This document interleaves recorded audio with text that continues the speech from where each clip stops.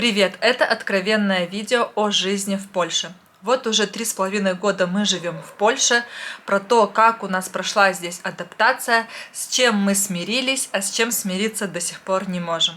Мы переехали в Польшу из Беларуси чуть больше, чем 3,5 года назад. Переехали с 2 детьми, с 4 большими чемоданами, продав в Беларуси абсолютно все. Переехали мы именно во Вроцлав, причем во Вроцлаве мы ни разу не были, у нас нет здесь ни друзей, ни родственников. Первый вопрос, который многие спрашивают: сложно ли переехать в Польшу? Отвечу по нашему опыту, как было у нас. Мы переезжали в Польшу с финансовой подушкой безопасности, так как у нас все-таки 2 детей, и имея детей, это уже совсем другая ответственность на несколько уровней выше. Вот, поэтому, естественно, мы понимали, что переезжая, мы первое время не будем работать, минимум 2-3 месяца, потому что нужно обустроиться как-то, да, обустроить свое жилье, устроить детей в садик, в школу, понять вообще, что к чему, учитывая, что Вроцлав, мы здесь никогда не были, у нас нет здесь знакомых, каких-то родственников, друзей. Мы ничего не знаем, где что находится. То есть полностью жизнь с нуля, с чистого листа. Поэтому мы дали себе несколько месяцев, что мы не будем работать. Естественно, у нас была финансовая подушка для того, чтобы можно было прожить эти несколько месяцев, не волноваться о том, что останешься на улице без жилья. В нашем случае та квартира, в которую мы заехали, и в которой мы по сей день живем, мы не меняли квартиры во Вроцлаве за все это время, она была абсолютно пустая. Вроде бы как мебель и есть, но при этом много чего не было. То есть не было ни ложек, ни вилок, вообще никакой посуды, ни чашечки, ни тарелочки. Прям вообще пустота, просто кухонный гарнитур. Не было. Был диван в зале, не было ни ковриков, ни каких-то там подушек, одеял, матрасов. Матраса не было в нашей комнате на кровати. То есть мы покупали новый матрас. В детской комнате не было ничего, кроме шкафа и стеллажа. То есть мы покупали письменный стол со стулом, мы покупали детям 2-ярусную кровать. Телевизора тоже не было, пылесоса не было. То есть здесь нужно понимать, что затраты в первое время будут очень большие. Есть квартиры, которые сдаются в аренду уже с посудой, например, да, то есть там все есть, там коврики на полу есть, например, телевизор есть, и ничего практически там не нужно вообще покупать. А у нас не было в этом плане ничего. Здесь прикреплю видео, можете посмотреть, как мы искали квартиру, когда переехали в Польшу. Мы смотрели много квартир, разные варианты, и долго искали, у нас были отказы. То есть здесь в Польше не так, что ты нашел квартиру, она тебе понравилась, тебя устраивает цена, ты готов за нее заплатить, и ты уверен, что ты будешь в ней жить. Нет, здесь не человек выбирает квартиру, а вот хозяин квартиры выбирает арендатора. Вот. То есть здесь такой кастинг производится. Бывает там несколько желающих на квартиру, бывают даже там, не знаю, десятки желающих на квартиру. И уже сам хозяин квартиры определяет, кого он возьмет. Вот. Очень проблематично здесь, если у тебя есть животные, если у тебя есть дети, особенно если несколько детей, это очень проблематично, так как в Польше по закону семью с детьми, если семья с детьми заселяется, арендует какую-то квартиру, и, например, нет возможности дальше за нее платить, то по закону хозяин квартиры не может выселить эту семью из жилья. Опять же, я это говорю все по нашему опыту, и как вот здесь вот во Вроцлаве, да, в больших городах, возможно, в маленьких каких-то городах найти квартиру в аренду намного легче и быстрее, и никаких сложностей в этом нет. Что еще по поводу жилья хочется сказать? В Польше, в крупных городах, да, такие как Вроцлав, Варшава, Краков, жилье, конечно же, в аренду, да и в покупку тоже, оно не дешевое. В более маленьких городах, в пригородах, конечно, жилье намного дешевле.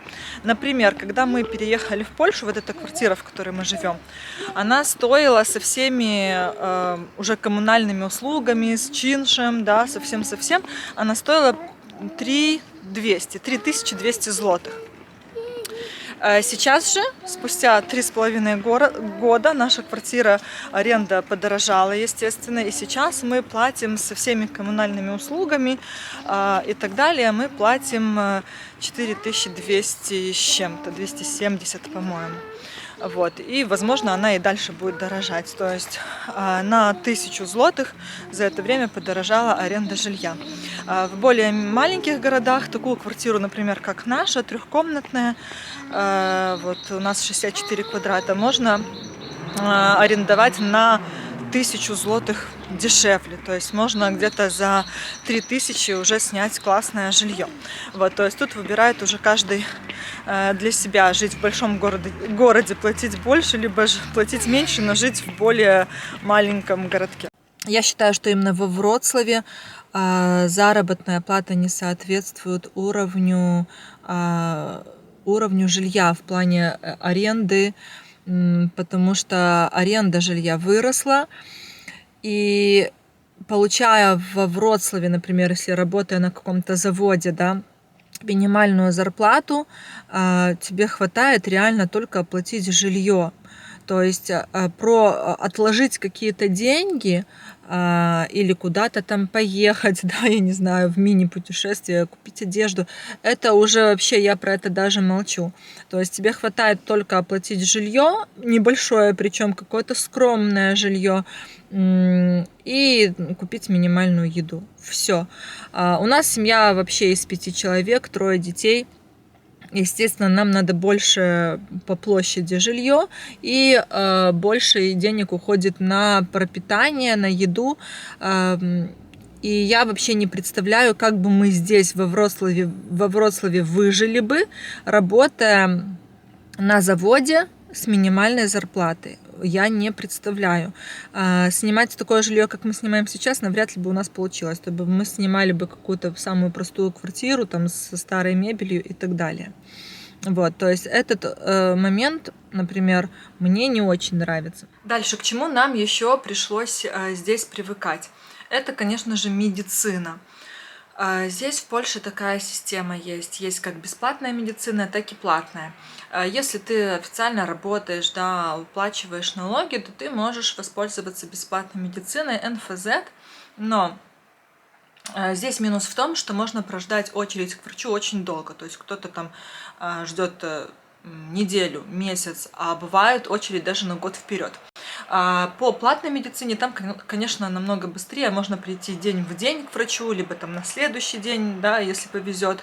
Ну, то есть в разы быстрее, но зато платно. И оплата тоже такая, ну, не маленькая.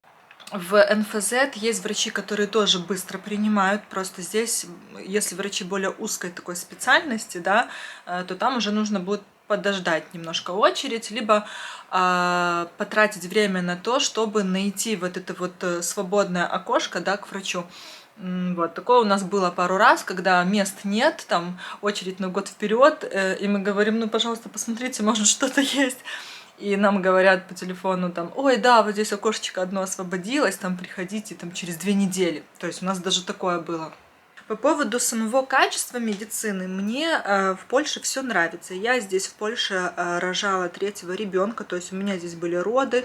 Роды мне вышли бесплатно, то есть страховка все покрыла, НФЗ. Когда я лежала с ребенком, да, в палате, все это тоже вышло бесплатно. Очень классное отношение врачей при родах было. Ну, если сравнивать с родами, моими 2 родами в Беларуси, то это просто небо и земля.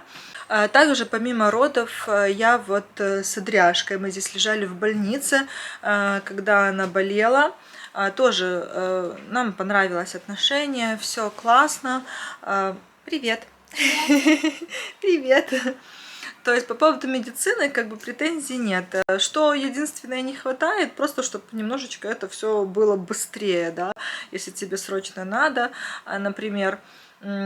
Поэтому здесь мы достаточно часто уже обращались в СОР, то есть если вдруг какая-то резкая ситуация и нужно обратиться к врачу, то идешь в СОР, это как при больнице, как скорая помощь, да, вот. В СОРе тоже есть моменты, что бывают очень большие очереди. Бывают очереди, что ты можешь просидеть в коридоре под дверью, я не знаю, ну часа 2-3, а то и больше. И если ты идешь в СОР с детьми, просто представьте, с детьми так долго сидеть, это может быть и ночь, и день, без разницы. То есть были моменты, когда мы и ночью сидели в СОРе и ждали, пока нас примут. То есть вот такие вот есть моменты. А также у нас был за все это время, за 3,5 года в Польше, один случай, когда мы вызывали скорую помощь. Видео тоже прикреплю здесь, можете посмотреть. Это первый раз, когда мы вызывали скорую, и тоже, в принципе, остались довольны тем, насколько быстро, да, приехала скорая, что не пришлось долго ждать, не пришлось по телефону долго объясняться и так далее. То есть, в принципе, как бы нас все устраивает, да? Да. Да. Самое, что еще было сложное при переезде, это, конечно же, языковой барьер. Да? Знание языка при переезде очень важная такая вещь. И слава богу, что Влад знал язык польский, не супер знал, не идеально, но, по крайней мере, он мог изъясниться и понимал, что ему говорят. Я же не знала ничего. Я не знала даже, как спасибо сказать на польском, я не знала, как сказать добрый день, там, здравствуйте и так далее. Вообще не понимала польский язык, потому что мы заезжали в гости к родственникам Влада, которые живут в Польше, и они что-то там рассказывают на польском, за столом сидим, а я ничего не понимаю вообще. И у меня прям страх такой был, как мы переедем в Польшу, я ничего не понимаю. Для меня это был язык какой-то очень тяжелый даже для того, чтобы его воспринимать на слух, потому что очень много шипящих, шип, вот это вот эти звуки все. И поляки говорят очень быстро, да, как американцы, когда мы их слышим, говорят очень быстро, и кажется, что как будто это одно слитное целое слово. Вот с польским языком точно так же. Поэтому все вот эти вот документальные вопросы, какие-то вопросы по поиску садика, школы, все легло на плечи Влада. Он общался, он объяснялся, он там документы заполнял и так далее. Спасибо ему за это, что он взял на себя эту обязанность. Вот, поэтому, если вы собираетесь переезжать в Польшу, конечно, лучше заранее до этого язык немножечко подучить, чтобы хотя бы понимать, что тебе говорят, или хотя бы что-то сказать на польском, хотя бы 2 слова. По поводу того, что многие думают, ну, английский, можно английским разъясниться. Английским можно разъясняться, но смотря кому вы попадете, да, в какие обстоятельства, потому что кто-то не хочет, например, на английском общаться, кто-то из поляков не знает английский, не все знают английский язык, поэтому бывает, что английский может и не пригодиться, особенно если, например, это город поменьше. Если это какие-то крупные города, как Варшава, Краков, Вроцлав, то да, там большая половина людей будет знать английский язык. Если это какой-то небольшой город, там пригород, то там навряд ли вам английский поможет. По поводу своего уровня. Сейчас я все понимаю, все, что говорят на польском языке. Я онлайн занималась польским языком. Ай, самолет. Почему, когда я снимаю видео, постоянно самолет летает над головой? Когда мы переехали в Польшу, я начала заниматься онлайн-репетитором, польским языком, но мне позанималась я, может быть, месяца 2-3, и мне не понравилось. У меня такое чувство началось, как отторжение от языка. То есть меня прям польский язык начал раздражать, бесить. Мне было неприятно его слышать. Я прям словила себя на такой депрессии. Это было, по-моему, где-то после 3-4 месяцев жизни в Польше. Плюс, да, обычно говорят, что после 3 месяцев жизни в какой-то новой стране начинается у человека обычно депрессия. И вот оно все сложилось одно на одно. 3 месяца жизни плюс обучение языку. Я не хотела ничего, я прекратила занятия, мне хотелось уехать отсюда. Я понимала, что это не моя страна, мне здесь не нравится, хоть и город как бы и красивый. Ну вот, прошло время, я привыкла, мне все сейчас нравится, мне нравится Польша, мне нравятся люди, мне язык стал для меня более понятный, хотя после того раза я больше не занималась репетиторством. И вот спустя 3,5 года, только сейчас я поняла, что я хочу этим заниматься, я хочу изучать польский язык, я хочу уметь свободно разговаривать на польском, изъясняться, снять, возможно, видео на YouTube для моих подписчиков на польском языке. Все, кто смотрит меня, а меня смотрит много поляков, и оставляют комментарии, все ждут, не дождутся, когда я сниму видео на польском языке. Вот, я поэтому сейчас занимаюсь тем, что хочу изучить язык. Просто из-за того, что я работаю на фрилансе, я не хожу на государственную работу в найм здесь в Польше, то у меня нет такого частого контакта с поляками. Поэтому у меня заняло больше времени для того, чтобы хотя бы понимать, да, польский язык и пару слов связать. Здесь в Польше без знания языка найти работу, я думаю, очень тяжело, вот, чтобы идти работать в найм. Это может быть только работа на каком-то заводе, например, да, такая тяжелая физическая работа.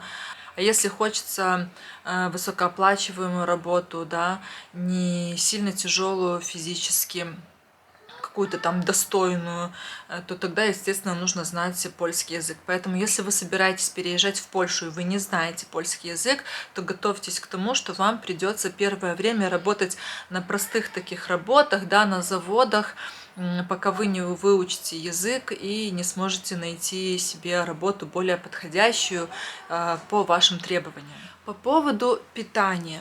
В Польше качество продуктов очень хорошее. То есть здесь качественная молочка, хотя есть пакеты молока, которые стоят не в холодильнике и могут храниться у тебя дома вот так вот просто в шкафчике очень-очень долго. Также и яйца. Здесь в холодильнике, в магазинах яйца не хранятся. Интересно, кстати, сколько по питанию у нас уходит в месяц. Влад говорит, что мы тратим минимум 4000 злотых на еду, именно на еду, даже не на бытовую химию, в месяц. Но я думаю, что меньше. Посмотрим. Я думаю, это нужно посчитать прямо вот с 1 числа месяца до конца месяца, все чеки, все затраты на еду считать и потом снять такое видео отдельное. Тоже очень интересно. По поводу продуктов, я хочу снять следующее видео как раз-таки про стоимость продуктов и сравнить со стоимостью продуктов, которая была вот 3,5 года назад, когда мы только приехали в Польшу. Я снимала видео, да, стоимость продуктов в Бидронке, и хочу купить точно такой же пакет продуктов и посмотреть, какая стоимость, насколько она выросла, чтобы вы тоже могли наглядно увидеть. Так что обязательно следите за моим каналом, и следующее видео будет очень интересным. Школы и садики, да, то, что волнует многих, у кого есть детки при переезде, как вообще дети адаптируются в новой стране, к новому языку. По поводу детей я тоже волновалась, как они привыкнут к языку, но все прошло очень быстро и гладко. Милана и Дима быстро выучили польский язык, сейчас им легче разговаривать на польском, чем на русском. Ну, как бы в семье мы разговариваем, естественно, на русском языке. И такой момент, что если Милана и Дима между собой разговаривают и что-то хотят сказать, чтобы Адриана не поняла, тогда они говорят между собой на польском. Это так интересно смотрится, когда Милана что-то говорит Диме на польском, он ей отвечает на польском, Адриана стоит, ничего не понимает. То есть сейчас у Адрианы такой возраст, когда она еще польский язык не знает, и можно ее так немножечко, да, обдурить. Всем пока-пока. Адряшка сейчас в сентябре пойдет в садик, ей исполняется в августе 3 года. Милана и Дима ходят в школу. Когда мы приезжали только в Польшу, Дима у нас пошел в садик, а Милана в школу. И если школа, например, ты пойдешь в школу в ту, которая присвоена к адресу, где ты живешь, да, и даже если там нет мест, они обязаны тебя взять. Именно эта школа. Если ты хочешь пойти в другую какую-то школу, то они возьмут тебя только если при условии, что там есть места. С садиком же обстоят дела немножко по-другому. Здесь садик не присваивается к адресу, где ты живешь. То есть, если есть места в садике, тебя возьмут. Если нет, до свидания. Это я говорю по поводу государственных садиков. Государственных садиков. Есть частные садики, платные. Если, например, нет мест в государственный садик, можно пойти в платный. Здесь, например, стоимость во Вроцлаве сейчас я не знаю, но тогда, когда мы узнавали, стоимость была ориентировочно там минимум 1200 злотых в месяц. Это без учета еды, чисто просто нахождение ребенка в садике. То есть вот такие вот не очень малые суммы.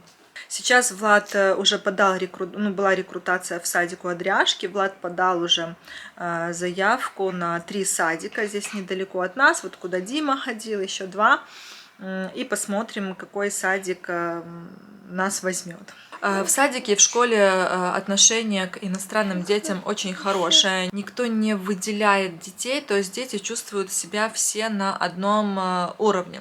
Возможно, есть школы-садики, где немножко иначе, но, по крайней мере, мы с таким не сталкивались. То есть у нас вот так вот, мы не сталкивались с каким-то буллингом там в школе, в садике.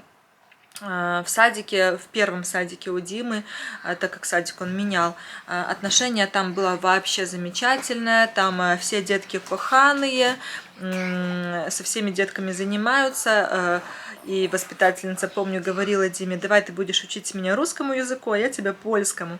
То есть абсолютно относятся с пониманием, да, к иностранцам. В школе, когда Милана пошла в школу, нам повезло, что в ее классе был ребенок русскоговорящий, но который уже давно живет в Польше и знает польский язык. Поэтому Милашку посадили с этим ребенком, и ей было легче, да, адаптироваться в классе, потому что она где-то что-то может спросить у этого ребенка, он ей подсказывал и так далее. Но буквально пару месяцев прошло, и Милана уже на польском очень хорошо понимала польский и разговаривала. Мне тут Адриана помогает видео снимать.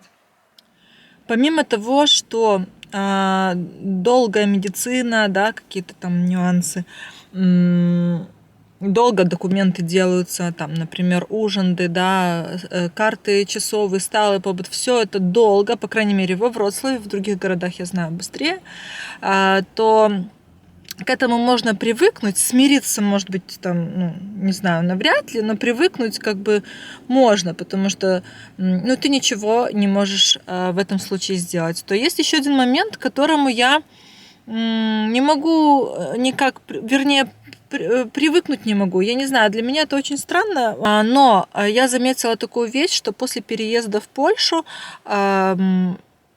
стало очень часто к нам обращаться мошенников.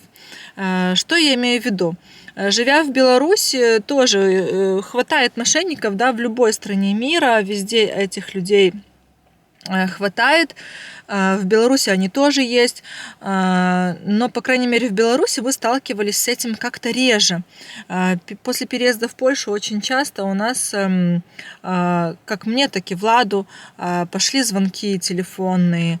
Якобы банк звонит, подтвердите, у вас сейчас типа с карты там списалась сумма денег, вы подтверждаете эту операцию или нет, там, ну вот такое вот что-то, причем звонят и разговаривают с нами нашим языком, да, русским. Но одну историю расскажу, которая случилась буквально вот 2 дня назад с нами.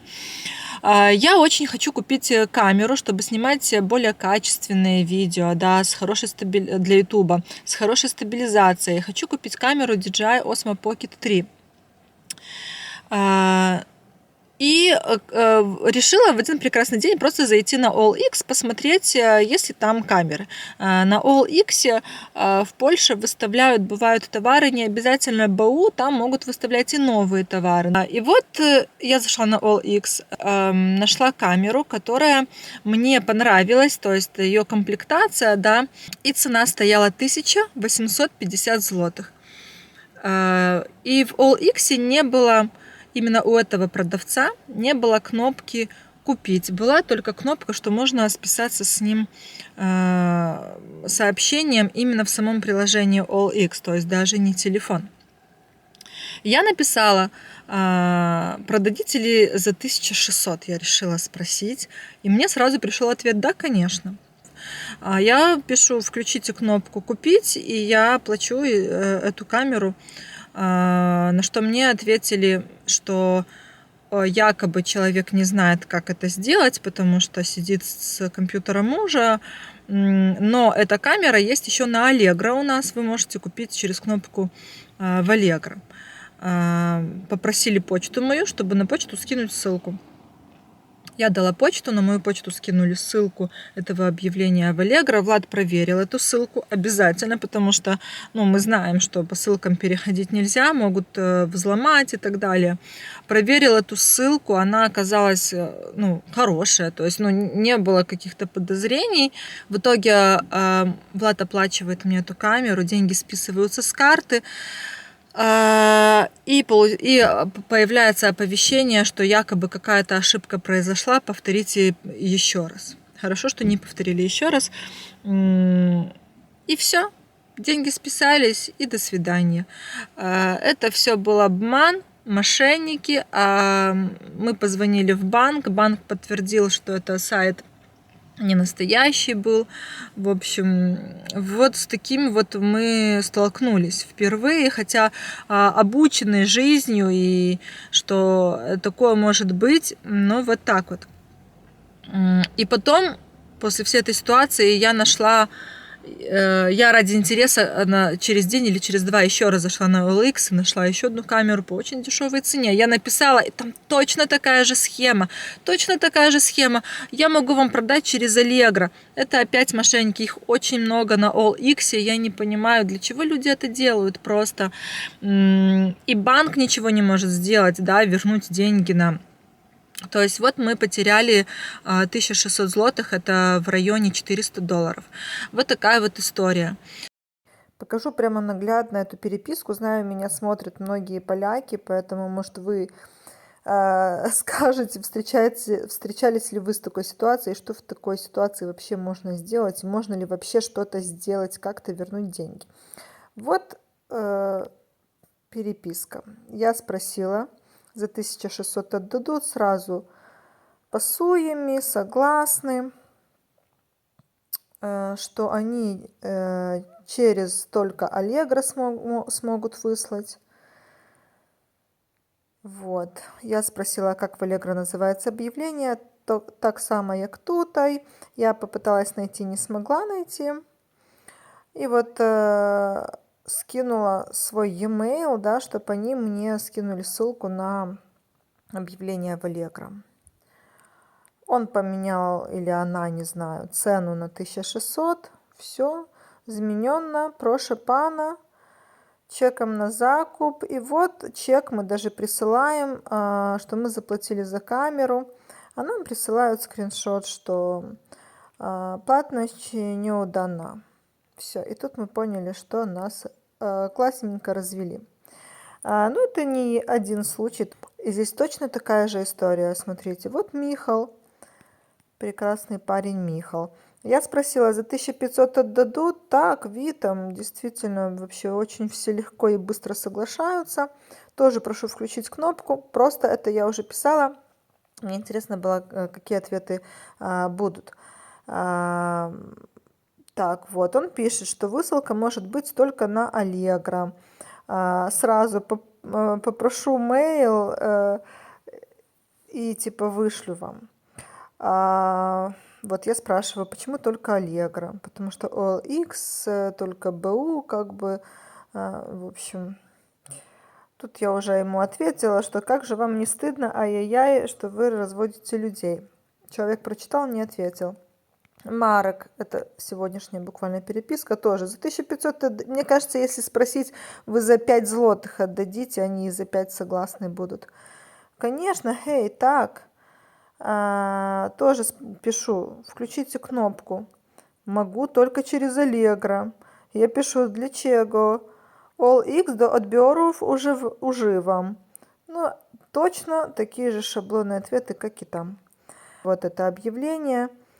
Здесь нет кнопки «Купить», здесь просто сразу выслать ведомость, то есть сообщение прямо в само приложение OLX, открыть диалог. Вот и все. Вот так вот этот процесс происходит. Не ведитесь на такие дела. Что мне не нравится, что здесь в Польше полиция в этом плане не очень, по моему мнению, хорошо работает, потому что есть знакомые в Польше, истории я слышала, когда там и деньги воруют, велосипеды воруют, полиция ничего не может сделать, она не может найти того, кто своровал велик, например, или кто там деньги украл, даже какие-то мелкие хулиганства, дело открывают, да, но потом закрывают. И все. Вот в этом плане мне не очень нравится, что не сильно, знаете, я не знаю, как по факту, да, не хочется никого там наезжать, вот, но мне кажется, органы могли бы работать и лучше, и найти вот этих вот там грабителей и так далее. Поэтому вот такие вот дела. Здесь больше вот этих аферистов, больше мошенников. Я думаю, что это не только в Польше, это в принципе в Европе, да, их больше, чем в СНГ. Вот этот момент меня очень настораживает, он мне не нравится. Ты каждый раз на каком-то стреме и боишься на какую-то ссылку перейти. Каждый раз все это проверяешь. Рассматриваем ли мы переезд куда-либо в другое место? Скажу так, что на данный момент мы живем в Польше, и нас все устраивает. Влад получил сталый побыт, мы хотим здесь обосноваться. После сталого побыта Влад подастся на гражданство, уже получить все документы, жить спокойно, работать, купить здесь свое жилье хочется. Особенно во Вроцлаве, потому что Вроцлав такой считается процветающий город. Здесь и климат очень классный, нам нравится, что здесь очень тепло. По поводу переезда в другую страну, например, я не могу сказать категорически да или нет, потому что как сложится жизнь, никто не знает. Мы тоже не думали, что мы переедем в Польшу, но вот сложилась жизнь так, что мы переехали. Поэтому сейчас можно сказать, что нет, мы 100% останемся в Польше жить, а через 2 года, например, жизнь сложится так, что мы уедем в другую страну, к примеру. Поэтому я за то, что лучше, да, не говорить заранее, поэтому сейчас так, и нас все устраивает. Поэтому я могу смело рекомендовать Польшу как страну для жизни семьи с детьми. Здесь для детей очень много сделано, то есть я бы даже сказала, что Польша – это страна для детей. Поэтому адаптация наша в итоге прошла, можно сказать, мягко, но только благодаря тому, что у нас была, повторюсь, подушка безопасности финансовая. Если бы не она, то все прошло бы сложнее, с более большими нервами, затратами сил. Было бы нам очень сложно. Поэтому этот момент всегда учитывайте, когда переезжаете в другую страну. Если вернуть время назад, переехали бы мы снова в Польшу именно во Вроцлав, я отвечу да, мы снова бы переехали в Польшу и именно во Вроцлав. Нам Вроцлав очень нравится, хотя мы переезжали сюда, не зная этот город, мы здесь ни разу не были. И выбирая между Вроцлавом, Варшавой и Краковом, мы выбрали именно Вроцлав и не прогадали.